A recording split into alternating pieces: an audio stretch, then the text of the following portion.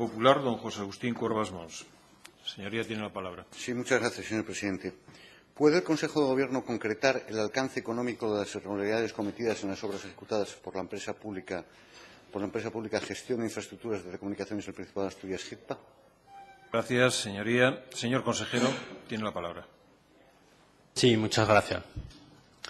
Mira, una vez más se empeña usted en que saquemos conclusiones precipitadas, ¿no?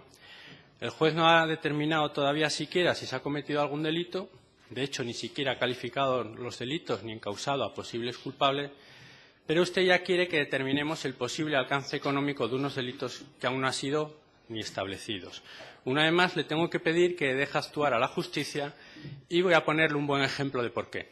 ¿De a qué me estoy refiriendo? Esto se lo voy a ilustrar.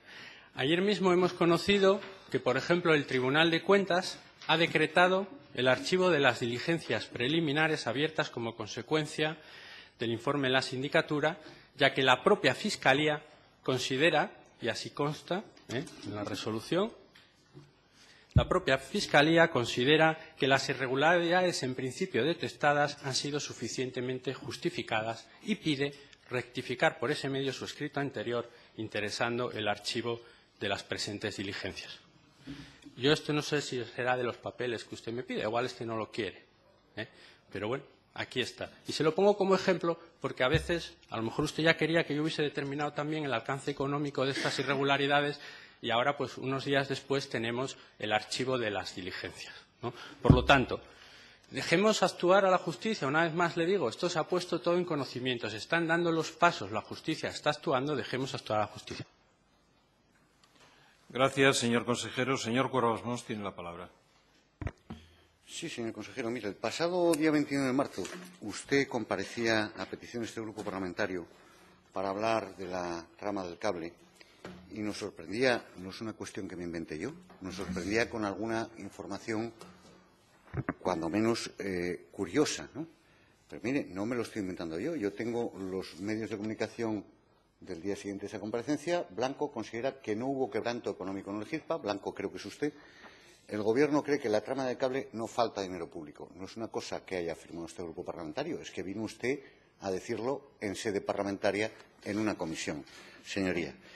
Y mire, yo me hace gracia que usted en marzo de 2016, diciéndome que dejemos actuar a la justicia, dude que se haya producido un quebranto económico en la conocida trama del cable, ¿no?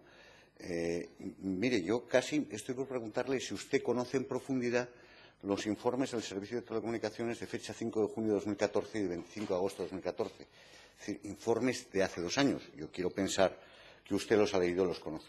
Porque, mire, en algunas cosas que yo quiero, si puede las aclare, porque veo que domina el tema, en esos informes se dice que la red troncal occidental discurre por terrenos de FEBE, que se pagó 1.740.000 euros, no se sabe cómo ni quién, por parte de la empresa adjudicataria a FEBE, y que es un derecho de paso que dura 15 años. Yo le pregunto, oiga, ¿es eso correcto? ¿Eso es un perjuicio económico o no, señor Blanco? Es decir, dentro de 15 años vamos a tener que volver a pagar a FEBE por el paso de ese cableado por sus terrenos, aparte que no lo amparaba la encomienda de gestión. Oiga, de la misma manera, esos informes dicen que, a la vez que eso, se hizo una obra para FEBE que los técnicos valoran en 600.000 euros, supera holgadamente los 600.000 euros de la valoración sin IVA. Oiga, y nadie sabe cómo se abonó. ¿Eso puede ser un perjuicio económico o no? Habla de los abonos a cuento, los informes de los técnicos, y le leo un párrafo. Se contienen deducciones por importe de 501.000 euros para los que no se encuentra correspondencia con un plan de acopios ni se identifica correspondencia alguna con partidas concretas.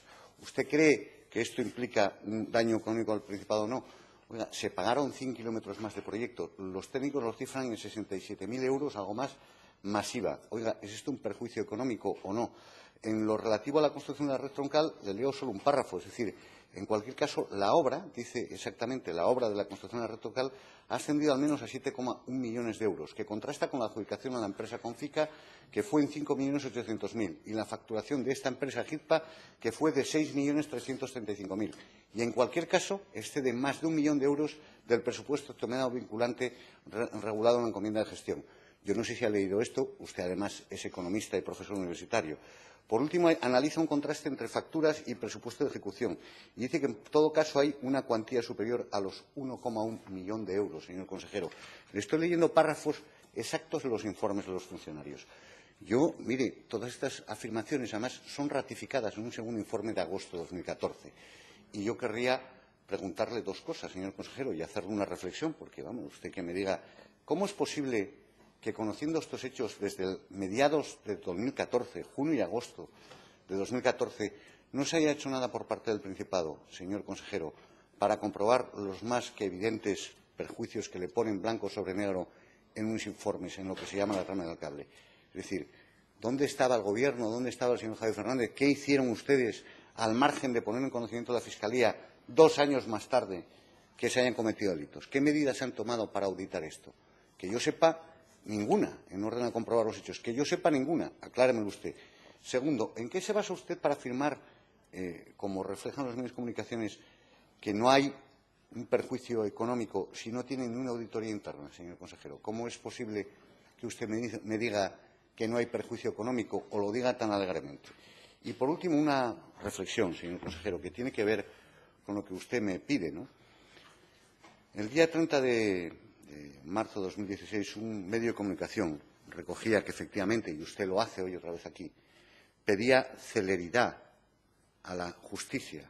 El consejero pide celeridad a la justicia y yo le tengo que decir una cosa. Yo, sus declaraciones, consejero, me siembran dudas, como usted decía, sobre su decencia política, ¿no? Así que la pide con mucha facilidad. Sobre un problema que tenemos desde junio de 2014, ustedes no han hecho nada dentro de la consejería y pide ahora, en el 2016, celeridad a la justicia. Oiga, ¿usted no le parece eso de un cierto descaro? Y, además, usted asegura encima tajantemente que no hay perjuicio para las arcas públicas pese a lo que se expone por parte de los funcionarios. Yo creo que esto es simplemente inaudito, señor consejero, y creo que moralmente reprochable. Yo le apelo a esa decencia política y a esa moral que usted pide con mucha facilidad a los demás, pero que no se aplican, ¿no? Yo le voy a dar un consejo. Mire lo que está pasando, y vaya a los medios de comunicación de hoy, lo que está pasando, lo que ha pasado en el caso Riopede. El Principado tardó 5 años en efectuar la primera auditoría del caso Marea, señor consejero. No se convierta, y le voy a dar ese consejo, y procure que no ocurra lo mismo aquí en el tema del HITPA, en un encubridor de delitos, señor consejero. Y le voy a pedir un favor. Mire, no juegue con esa ligereza, porque eso ya es una tomadura de pelo, con los papeles que manda y los que no manda. Porque sabe usted perfectamente lo que envía y lo que se guarda y lo que se calla, señor consejero. Y decir lo contrario es tomar el pelo a esta Cámara. Por lo tanto, sea un poco más comedido. Señoría, y aplíquese, concluyo, señor presidente, aplíquese esa decencia moral y política que exige usted con tanta facilidad. Gracias.